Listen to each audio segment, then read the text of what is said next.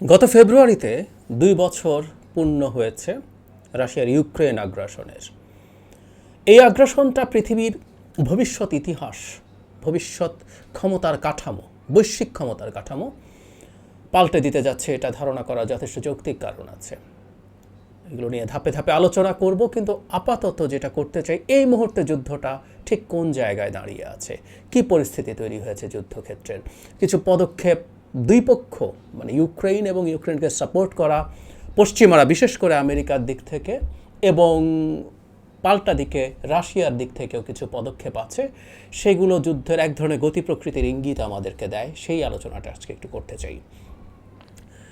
এই যুদ্ধ শুরুতে যদি কেউ জিজ্ঞেস করেন যে যুদ্ধে এখন কার অবস্থা ভালো, কে জিততে পারে বলে মনে হতে পারে, আমরা আপনি দেখবেন পশ্চিমে প্রচুর আলোচনা হয় এবং এই জেতার প্রশ্নটা আসলে একটা কথা বলা হয়, জেতা বলতে আপনি আসলে কি বোঝেন। তবে আমরা এটুকু আলোচনা আজকে করে রাখি, সেটা হচ্ছে এই মুহূর্তে Russia is in a very favourable condition, কোনো সন্দেহ নাই। পশ্চিমাদের ধাপে ধাপে তাদের সিদ্ধান্ত নিতে অনিশ্চয়তা, তাদের কনফিউশন, তাদের প্রসেস যেটা চলে, ডেমোক্রেটিক প্রসেস জনিত যে জটিলতা, সব কিছু মিলে ইউক্রেন তার প্রয়োজনীয় সাপোর্ট দীর্ঘ সময় ধরে পায় নাই, সেটার মাসুল আসলে একরকমভাবে এখন দিচ্ছে। অ্যাট দ্য সেম টাইম একটা যুদ্ধে নেমে গিয়ে রাশিয়া প্রথম দিকে খুব সমস্যায় পড়লেও পরবর্তীতে সে ধাপে ধাপে সে খুব চমৎকারভাবে শিখে নিয়েছে এবং দারুণ সব উদ্ভাবনী ক্ষমতা সে তার নিজের পকেটে ঢুকিয়েছে, সেইগুলো দিয়ে সে এখন মাঠে বেশ ভালো করছে।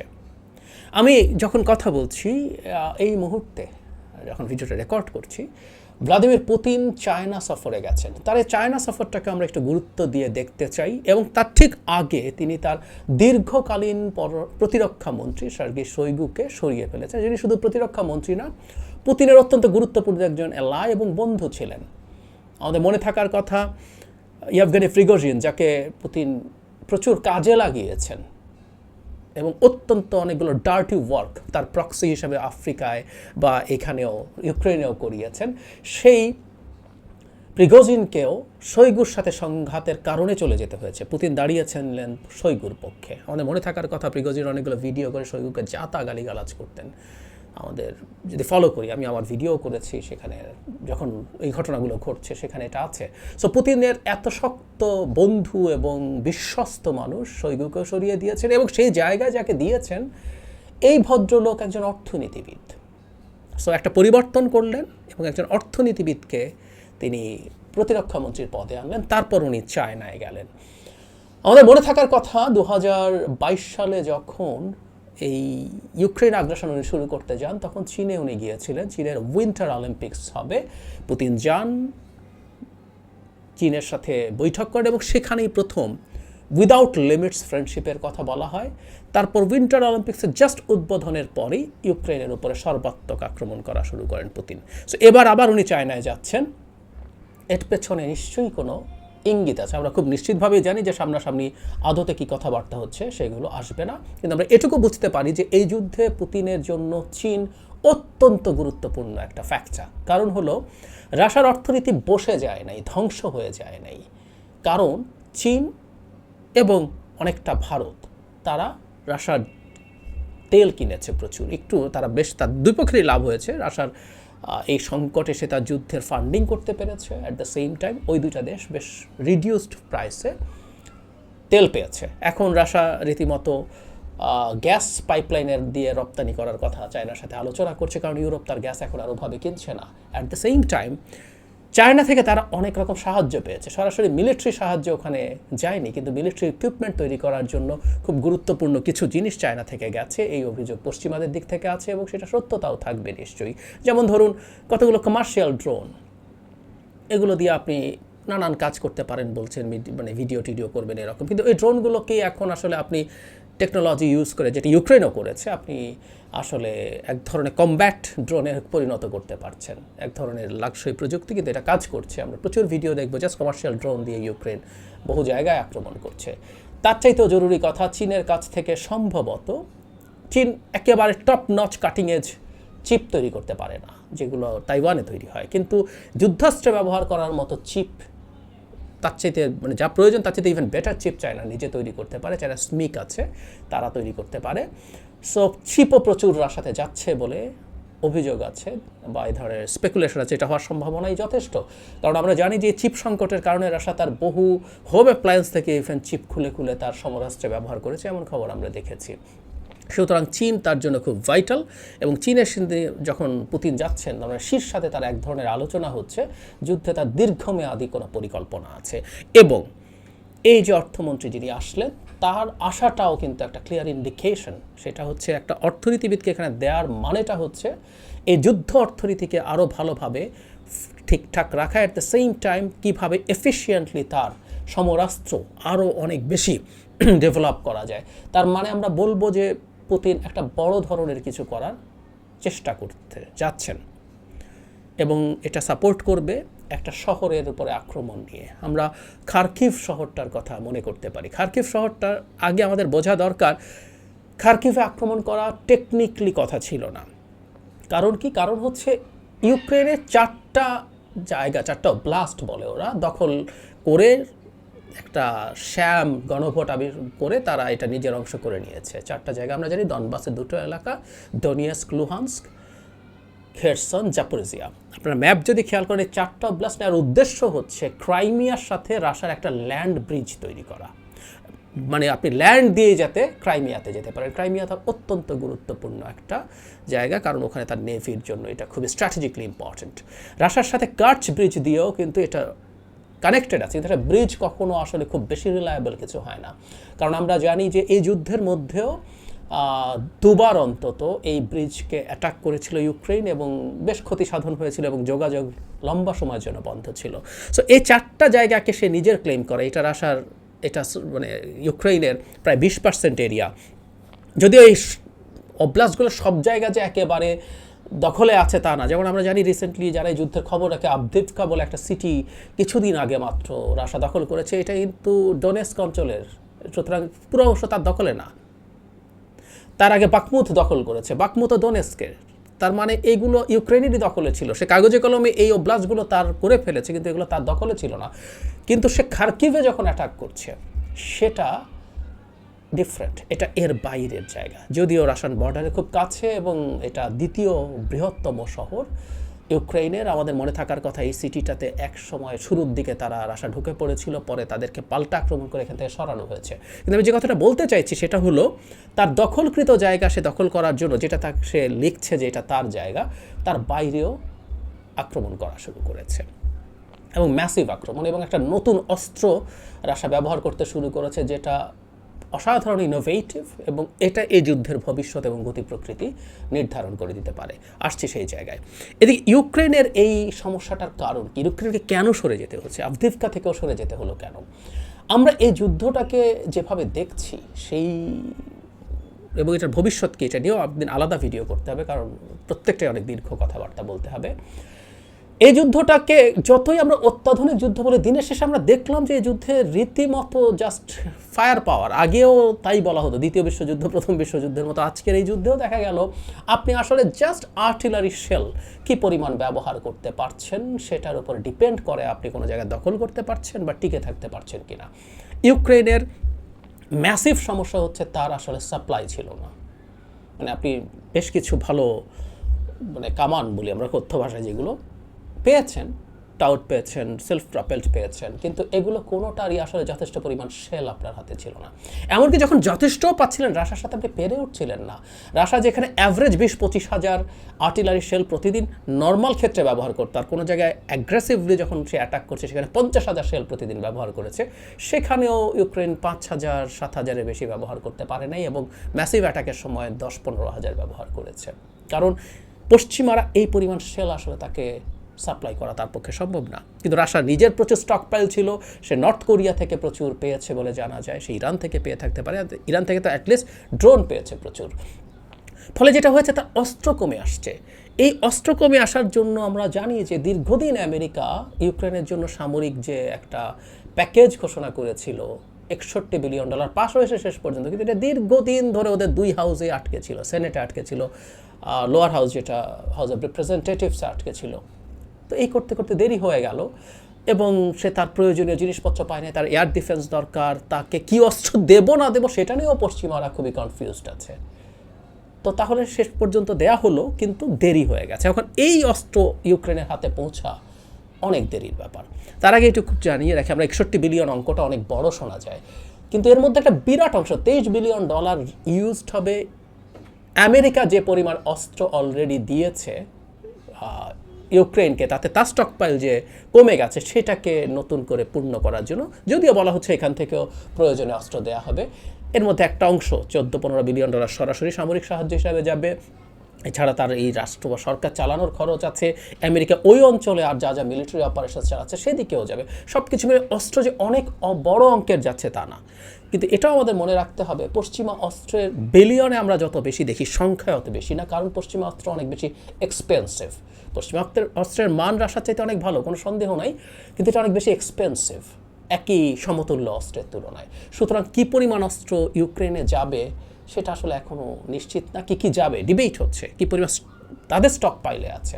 আমরা জানি ইউক্রেনকে এক সময় যখন স্থল আক্রমণ হচ্ছিল, জ্যাভলিন যে মিসাইল ছিল যেটা দিয়ে ট্যাঙ্ক বিধ্বংস করছিল তারা, আমেরিকার নিজের স্টক পাইল রিস্কি পর্যায়ে চলে গেছে, এরকম আছে। সো অনেক অস্ত্র চাইলেও খুব কম সময়ের মধ্যে দেওয়া যাবে না।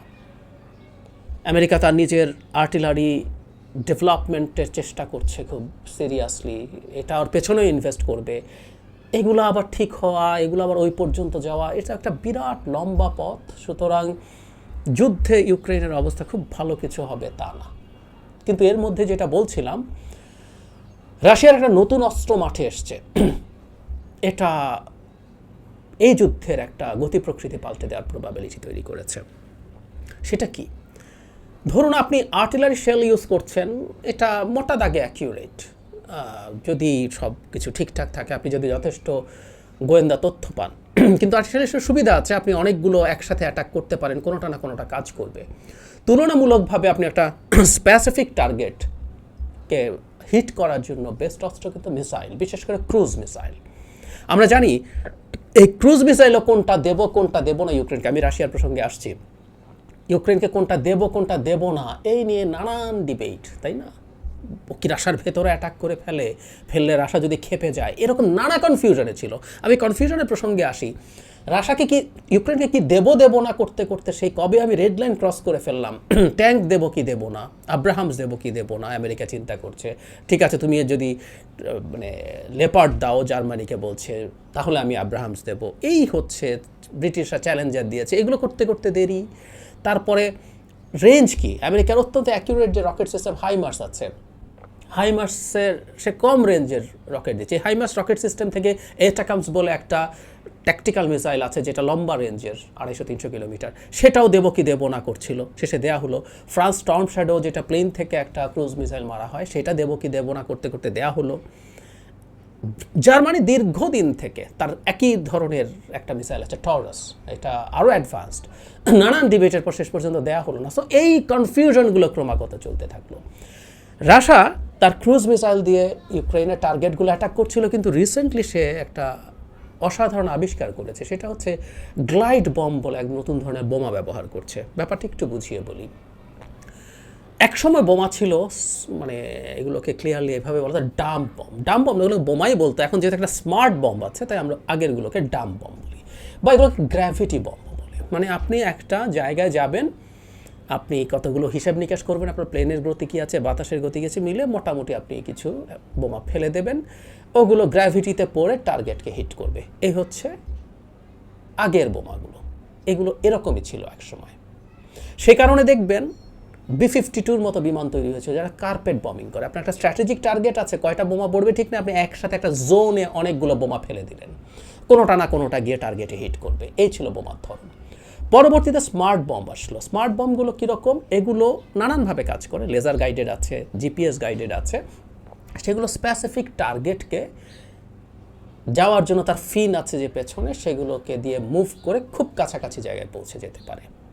এই কাজটাই সবচেয়ে ভালো পারে হচ্ছে ক্রুজ মিসাইল, কারণ ক্রুজ মিসাইলের মধ্যে যেভাবে নানান ফর্মে, কেউ জিপিএস দিয়ে কন্ট্রোলড হয়, কেউ আবার সাথে ব্যাকআপ হিসেবে টেরেন আইডেন্টিফিকেশন বলে, মানে আপনি যে ভূমির ওপর দিয়ে যাচ্ছেন, সেই ভূমির বিল্ডিং টিল্ডিং সব কিছুর ম্যাপ থাকে, খুব সুন্দর মতো উড়ে যেতে পারে, উড়ে গিয়ে একদম টার্গেটে গিয়ে পড়তে পারে।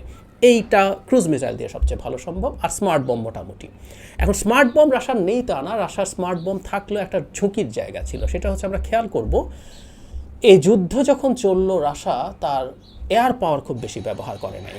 এই এয়ার পাওয়ার যখন খুব বেশি সে ব্যবহার করে নাই, তখন তার পক্ষে যেটা ছিল, স্মার্ট বোমার জন্য তো আপনাকে টার্গেটের কাছাকাছি যেতে হবে। এদিকে ইউক্রেনের যথেষ্ট ভালো এয়ার ডিফেন্স সিস্টেম ছিল, রাশার S-300 এটাও বেশ ভালো সিস্টেম, সেটা তো ছিলই। এখন প্যাট্রিয়ট সিস্টেম এসে হাজির হয়েছে, সো তার প্লেনগুলো ভালনারেবল হয়ে গেল। সো সে খুব বেশি স্মার্ট বম ইউজ করতে পারছিল না। সেই জায়গায় সে চেষ্টা করছিল ক্রুজ মিসাইল অথবা ড্রোন ব্যবহার করা, কমব্যাট ড্রোন, কামিকাজে ড্রোন।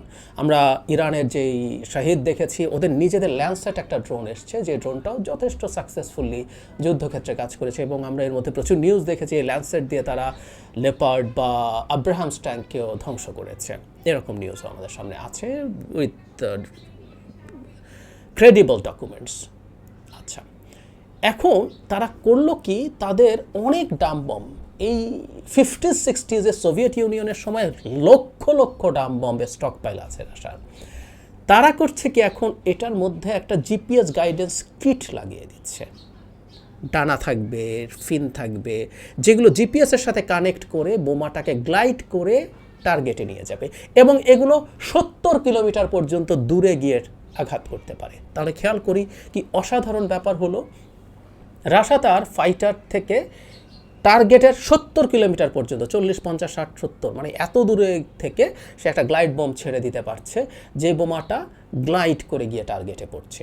সুবিধা কি, রীতিমতো ইউক্রেনের বহু জায়গায় সে অ্যাটাক করতে পারে। রাশা তার নিজের বর্ডারের মধ্যেই তার প্লেন থাকে, তার এয়ার যে বর্ডার আছে তার মধ্যেই প্লেনগুলো থেকে গ্লাইড বম ছেড়ে দিতে পারছে, গিয়ে সে ইউক্রেনের টার্গেটে হচ্ছে।